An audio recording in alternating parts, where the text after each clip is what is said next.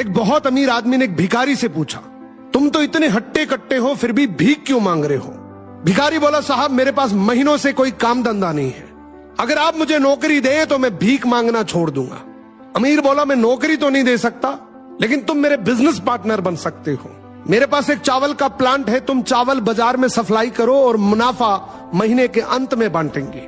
भिखारी ने कहा, लेकिन कैसे बांटेंगे? क्या मैं 20% लूंगा और आप 80%?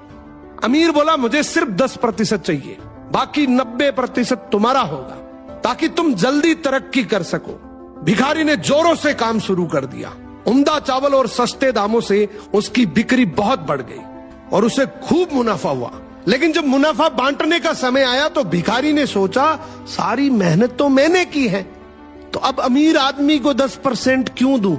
अगले दिन अमीर आदमी आया और जब हिस्सा मांगा तो भिखारी ने बहाना करते हुए कहा कि साहब मुझे तो बहुत नुकसान हुआ है, मुझे जितना मुनाफा हुआ है उतना तो कर चुकाना है, तो इस हिसाब से मुझे कोई मुनाफा नहीं होगा, तो आप इसके हकदार नहीं हैं। अमीर आदमी ने कुछ नहीं बोला और वहां से चला गया। भिखारी बड़ा खुश हुआ, सोचा सारा प्रॉफिट मेरा हो गया। अब भिखारी उन पैसे से रोज मौज करे। ऐसे करते करते उसके पास से सारे पैसे खत्म हो गए। अब पैसे भी नहीं है और काम धंधा भी नहीं है, तो मजबूरन उसको फिर से भीख मांगना शुरू करना पड़ा। एक दिन वो अमीर आदमी उसके पास से गुजरा और उसको देखा, यार ये तो फिर से भीख मांगने लग गया। अमीर आदमी ने एक बहुत अच्छी बात बोली कि इस दुनिया में गरीब और अमीर आदमी जो होता है ना, उसमें सबसे बड़ा डिफरेंस होता है उसकी सोच का।